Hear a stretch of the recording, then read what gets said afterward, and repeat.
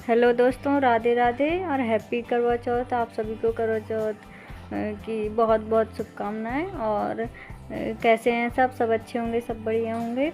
और ये देखिए, तो मैं यहाँ पर लगा रही हूँ मेहंदी, और अपने हाथ से ही लगाई थी क्योंकि और कौन लगाएगा, और कौन है भी नहीं कोई मेहंदी लगाने वाला घर में।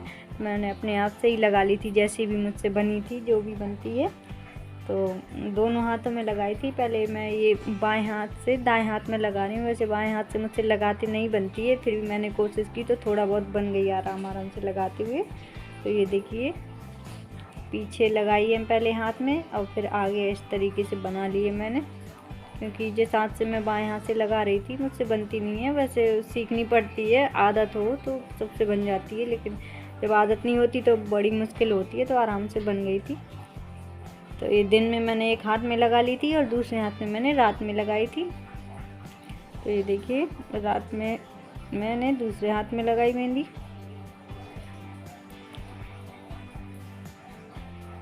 दाएं हाथ से तो अच्छे तरीके से बन जाती है।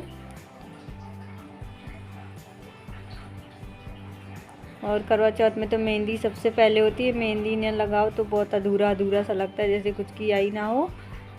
तो ये देखिए, मैंने अकेले भी मेहंदी लगा ली थी। ऐसे उस बार करवा चौथ में तो नंदिनी थी, तो नंदिनी ने लगाई थी और मैंने भी लगाई थी। और मम्मी जी के भी लगा दी थी। सबसे पहले सासू माँ के ही लगाती हूँ मैं तो हर बार मेहंदी। तो उन्होंने थोड़ा सा ही, उनकी तबीयत वैसे भी ठीक नहीं है अभी हाल, तो कह रही थी थोड़ा ही लगा दो, तो थोड़ा उनके लगाई थी। इसके बाद मैंने अपने लगाई।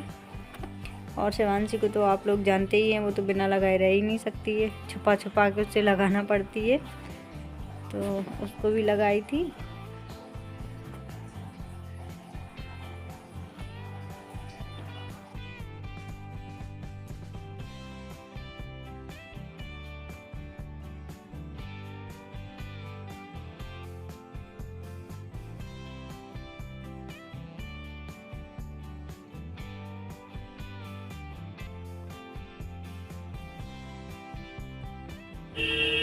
तो ये देखिए, मैंने कोशिश की है कि अच्छे से अच्छी लगा पाऊँ, और देखिए अच्छी बन गई है मेहंदी।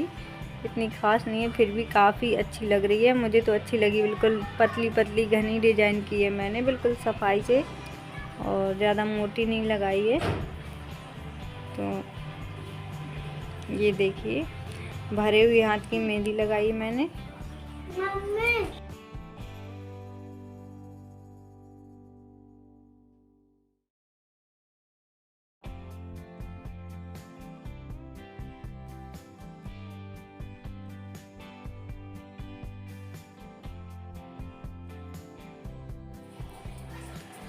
तो ये देखिए, आगे तो मैं लगा चुकी हूँ, आगे की हथेली में, और पीछे रह गई है अभी लगाने को। तो मैं पहले सोच रही हूँ उंगलियाँ भर लूँ, इसके बाद पीछे लगाऊंगी।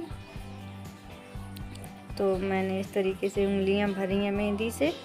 जब तक ये उंगलियाँ ना भरो ना मेहंदी लगाते वक्त, तब तक मेहंदी अधूरी सी लगती है। ऐसा लगता है कि लगाई ही नहीं है, और खिलती भी नहीं है हाथ में। तो ये देखिए, और आप लोग ज़रूर बताइएगा कि मेरी मेहंदी कैसी लगी आप लोगों को।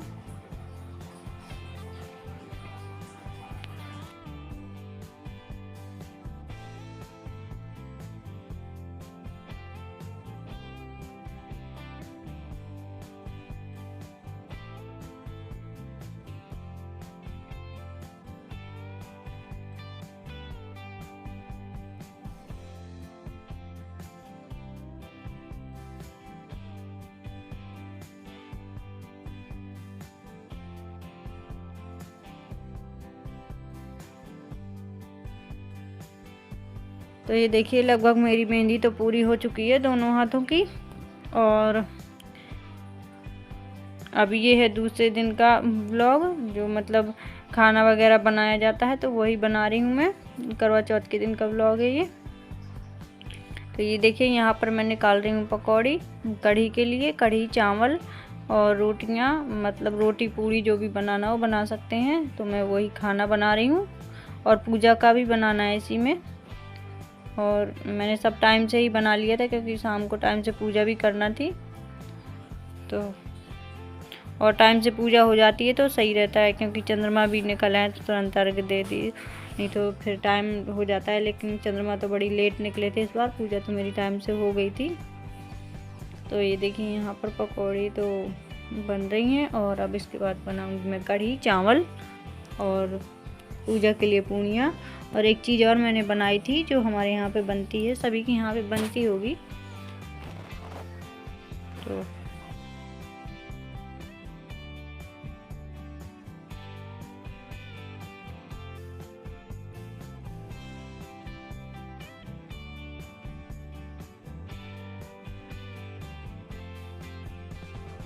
और दोस्तों एक बात और मैं आप लोगों को बता देती हूँ पहले से ही, कि इस वीडियो में आप लोगों को केवल पूजा की तैयारियाँ ही मिलेंगी देखने को, और जो भी मैंने खाना वगैरह और जो पूजा के लिए बनाया था वही मिलेगा देखने को। और अगले दिन पूजा वगैरह मैंने कैसे की तैयारी, सब कुछ अगले दिन ही मिलेगा देखने को आपको, वो आज की वीडियो में नहीं डाल पाई हूँ मैं, तो आप इंतज़ार कीजिएगा मेरे अगले ब्लॉग का।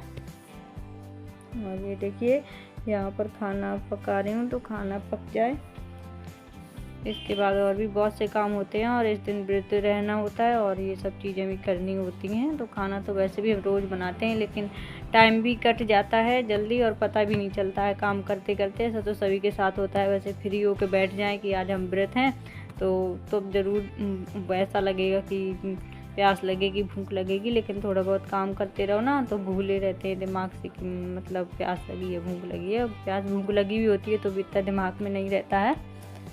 और ये व्रत तो ऐसा है कि नहीं लगती है प्यास भूख इतना ज़्यादा, पर मैं सच बताऊं मुझे प्यास तो लग रही थी, शाम तक प्यास लग रही थी, बहुत तेज़ लग रहा था। अब जल्दी से पूजा करके बस पानी मिल जाए पीने के लिए, भूख तो नहीं इतनी ज़्यादा समझ में आ रही थी।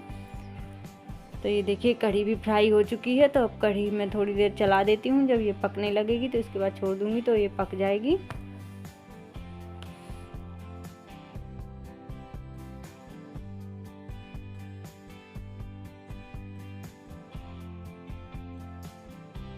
तो ये देखिए कढ़ी भी पकना शुरू हो गई है,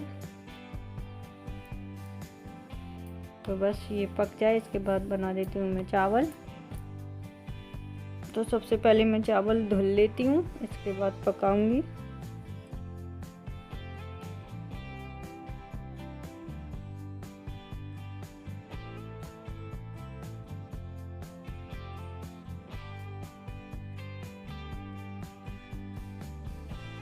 तो ये देखिए कढ़ी तो बन चुकी है, और इसमें पकौड़ी डाल दे रही हूँ, और धनिया की पत्ती भी कट करके डालूंगी। ये देखिए धनिया की पत्ती डाल दी है मैंने, अब मैं डालूंगी पकौड़ी। तो कुछ जो बड़ी बड़ी हो गई थी पकौड़ी तो वो मैंने तोड़ के डाली हैं, बाकी सब ऐसे ही डाल दी हैं छोटी छोटी। तो कढ़ी बनकर हो गई है तैयार, और चावल भी पक जाएंगे। इसके बाद मैं पूड़ियाँ बनाऊंगी पूजा की।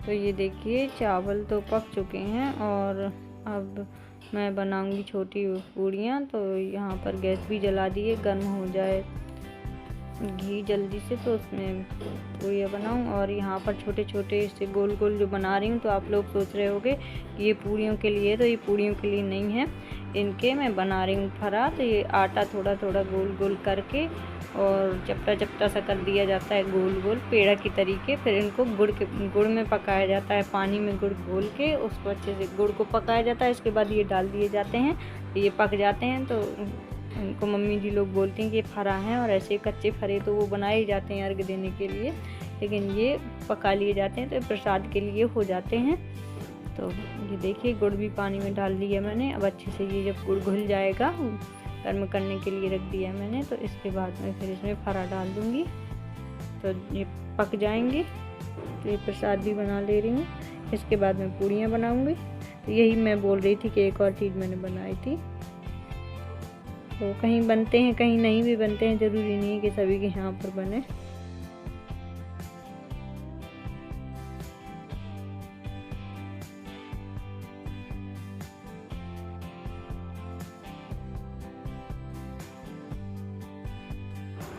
तो ये देखिए, और गुड़ और पानी तो पक जाए, उसके बाद मैं फरा उसमें डाल दूँगी जो बनाए हैं।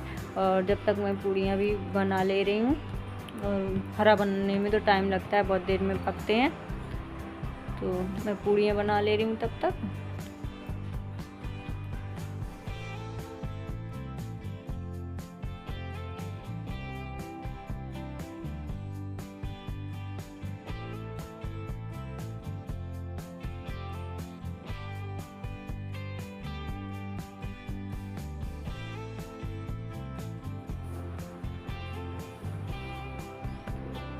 तो ये देखिए, पूड़ियाँ बेल चुकी हूँ मैं। अब जल्दी से इनको निकाल लेती हूँ। तो लगभग बन गया है सब कुछ, चावल भी पक चुके हैं, कढ़ी भी बन चुकी है, और पूड़ियाँ भी और फरा भी बने जा रहे हैं। तो बस यही सब तैयारी की थी मैंने। और मेहंदी तो मैंने रात में ही लगा ली थी, तो दिन में तो लगाने का कोई सवाल ही नहीं है। रात में लगा ली थी तो अच्छे से रच भी गई थी, रात भर लगी रही थी हाथों में।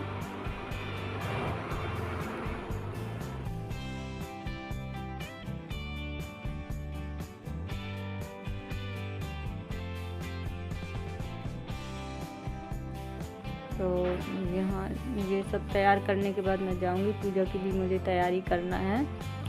और ये तो अभी पूजा का प्रसाद बनाया है, पर यही तो मेन होता है, ये सबसे पहले बना लो, इसके बाद और भी काम हो जाते हैं आराम से। पहले किचन से फ्री हो जाना चाहिए। तो अब हरा भी मैंने डाल दिए हैं, तो वो भी पकना शुरू हो गए हैं। तब तक मैं बर्तन वगैरह कुछ धुल लेती हूँ और ये सब रख देती हूँ। तो अभी रोटियां बनाने को रह गई हैं, तो तभी इसीलिए मैंने तवा रखा है। तो रोटियां तो बना लूँगी जल्दी से, उसके बाद बर्तन धुलूँगी।